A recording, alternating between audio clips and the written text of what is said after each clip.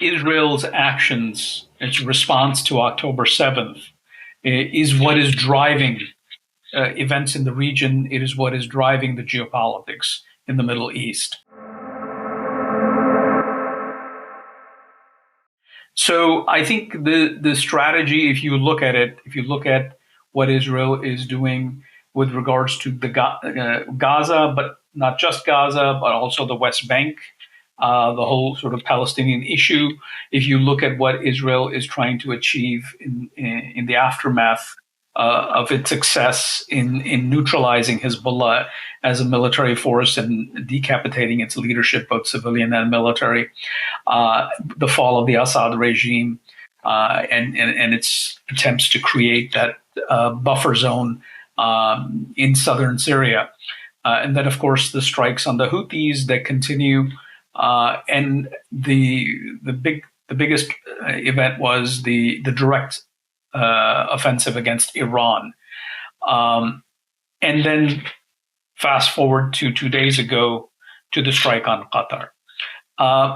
It's basically is emerging as sort of the dominant military power in the region. It's projecting force well beyond its borders. Not entirely unprecedented, but the volume of activity has definitely gone up over the past 2 years.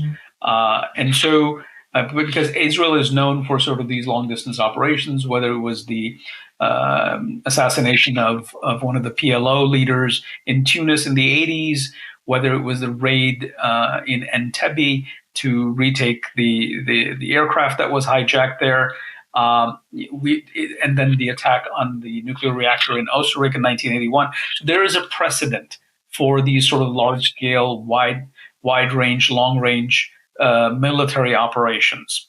So it's not something that the Israelis are not familiar with. It's just they've sort of operationalized this along a wide arc of activity. So what that is doing, its goal is to basically make up for sort of the lack of strategic depth. That's sort of the strategic intent here. Israel geographically is a narrow country, and the October 7th attack really reinforced what was has been a long-standing Israeli fear and vulnerability of being overrun. This is why it struck in 1967 in the preemptive strikes against the Egyptians and the Syrians and against the Jordanians as well, before they would strike, and the outcome of that war was, very clearly in favor of Israel. So it's long been sort of concerned about this, but October 7th sort of revived that fear, because since the 67 war and the aftermath of the 1973 war, in which there was an intelligence failure and the Israelis did not anticipate the offensive by the Egyptians and the Syrian combined militaries, but nonetheless, it still emerged victorious in the end by taking over not just the Sinai and pushing back against the Syrians. So what you have is Israel had for many decades was a self assurance, if you will, that yes, it is surrounded by potential hostile enemies or adversaries, but it has sort of a mechanism to deal with it. It has the military upper hand, and that continued until October 7th. When October 7th happened, it sort of revived that. Look, and this is a non-state actor. It's not even a state actor. So what it did is it decided that it's going to go after all of these non-state actors that are part of the Iranian architecture, the so-called axis of resistance or the proxy network. And we've seen sort of this pushback or counteroffensive against Hezbollah, the Houthis, to a very lesser extent, the Iraqi Shia militias, but definitely the Iranian position inside Syria, and then Iran itself. And so it is now trying to, in the wake of that, it is now trying to establish certain, if you will, it is trying to materialize the strategic depth doctrine or operationalize it. One is to essentially, it is trying to, and it's not clear if it's capable of doing that because there's a disagreement inside Israel over the long-term occupation of Gaza. And which is the pushback is coming from none other than the head of the Israeli Defense Forces, the chief of staff of the Israeli military, who's opposed to sort of imposing military rule and Israel becoming responsible for Gaza.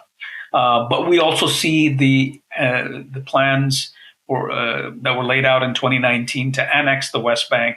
There's been some movement on that could happen, especially if the international community moves towards a recognition of a Palestinian state that obviously does not exist, but nonetheless, that's the Israeli response.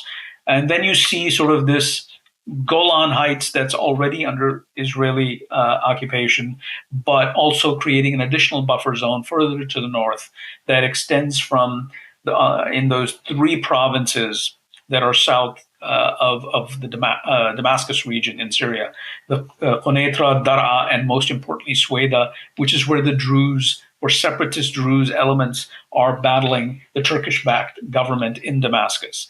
And so this is the strategy, and I think in keeping with that strategy and in keeping with the logic of the challenge they face in Gaza, where there is this sort of stalemate, they're not able to retrieve the hostages, the negotiations are stuck, they don't have the intelligence to actually go and rescue them, and they're dealing with a subterranean presence of Hamas underground in those tunnels, which makes it very difficult. So the strategy was, okay, if you strike out at the leadership in Doha, in Qatar, yes, there are risks involved with it, which is we're now seeing sort of the disconnect and the disagreements and the fissures between Washington and Jerusalem. But nonetheless, they decided that, hey, if we strike them, then there's a better chance, and we eliminate that leadership, then there's a better chance of capitulation by the leadership or the command structure that still operates inside Gaza. And I think, in many respects, this sort of desire for strategic depth, if we just park the situation with the leaders of Hamas for the moment, and I'd like to come back to that and ask what the consequences might be of the fact that they don't seem to have been badly affected by this. But if we just look at this desire for strategic depth, I think, part of the concern around this from others in the region is that it could destabilize quite significantly other countries, in particular here, Syria and Jordan, because there are wider, more complicated relationships going on there as well. Let's look at Syria to start off with. As you say, Israel has created a buffer zone, so to speak, in southern Israel, and in part for the Druze community there. The issue there for Israel, I suppose, is that for Syria, I suppose, is that it shows a certain weakness in this newly established or trying to be established regime there. Talk us through the problems there. So that's the classic case scenario of what's happening in Syria, which is sort of the Israeli imperatives colliding with the imperatives of the new Syrian government, and more importantly, its backers, i.e. Turkey and then Saudi Arabia. And of course, also the American imperative, because the Trump administration has also come out in support of the Syrian regime with the meeting between Ahmed al-Shara and President Trump in Riyadh when the President of the United States visited the region and Saudi Arabia. So we see that sort of conflict of imperatives.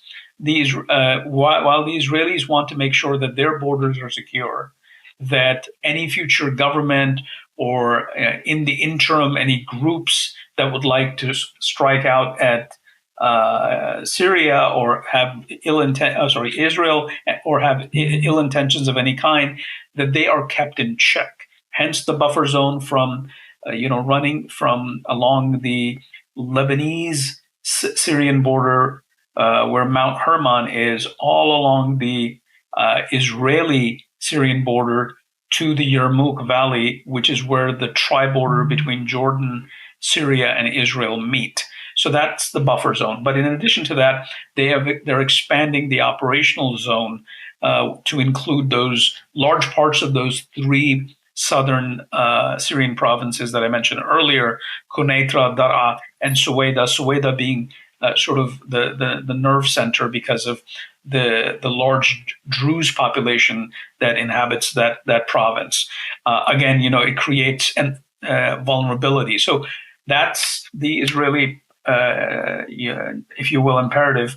But by doing this, it creates problems for the new Syrian regime, which is trying to consolidate power, bring all the minorities and the regions that they live in, whether it's the Alawites in the coastal areas in the northwest along the eastern Mediterranean, whether it's in the northeast, where you have the largest minority group called the Kurds, the Syrian Kurds. And so bringing all of these various factions, including the Druze in the south, together into a political order is the challenge of this government, and is something that Turkey, Saudi, and the United States want to see happen. And then there's, of course, broad international support as well. And so there's that future conflict brewing there. Most importantly, it gets a potential conflict zone. Syria becomes a potential conflict zone between Turkey and Israel, because there are Israeli forces present in southern Syria, and you have a large number of troops, somewhere in the neighborhood of 20,000, in the north of Syria. And the Syrian government is receiving a lot of military intelligence backing from Ankara. And then, of course, the Saudis have pledged to invest as much as $6 billion in the revival of the Syrian economy. And so this brings those fault lines between the three-way fault line between Israel and Turkey and Israel and Saudi Arabia, and it is sort of bringing the Saudis and the Turks in greater alignment, because they see sort of a common challenge to their goal or their security interests with regards to the Levant. And I think we know that, or there's been suggestions that we could be close to an agreement, a security agreement between Syria and Israel. I mean, that in many respects would solve a lot of the issues. But I suppose the question then is, what could that look like? What sort of agreement would be amenable to both sides? So that is the question. And that is the challenge between the Syrians and the Israelis, as to what does that agreement look like. The Syrians cannot behave as a government that has sovereignty. It cannot bring these various regions under its writ at a time when the Israelis are challenging that writ, with the buffer zone and the expanded operational zone and the support for the Druze separatists.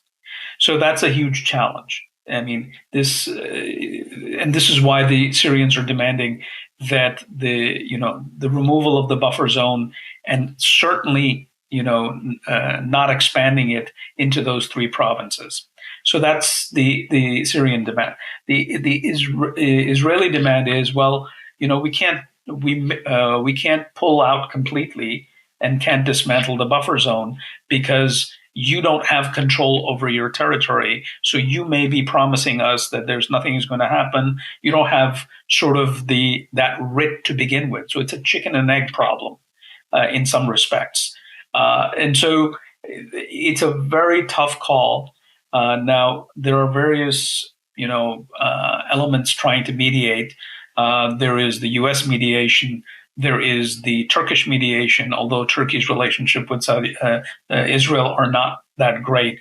There are also attempts by the Azerbaijanis to mediate between the Israelis and the Syrians, but it's a work in progress. And I find it very difficult in the current climate that there will be any breakthrough. So, all things being equal, obviously, any new government would want also has to address the issue of the Golan Heights that were annexed by Israel, but that's too far out in the future. First things first, the Golan Heights have become secondary, if not tertiary, because you have Israeli military presence well beyond the Golan Heights, south of the capital. And then, of course, the Israeli airstrikes and other military operations that they do from time to time to make sure that there isn't enough buildup of offensive capability on the part of this new government that could threaten Israel. So it's a really complicated situation. So I'm not holding my breath on that front.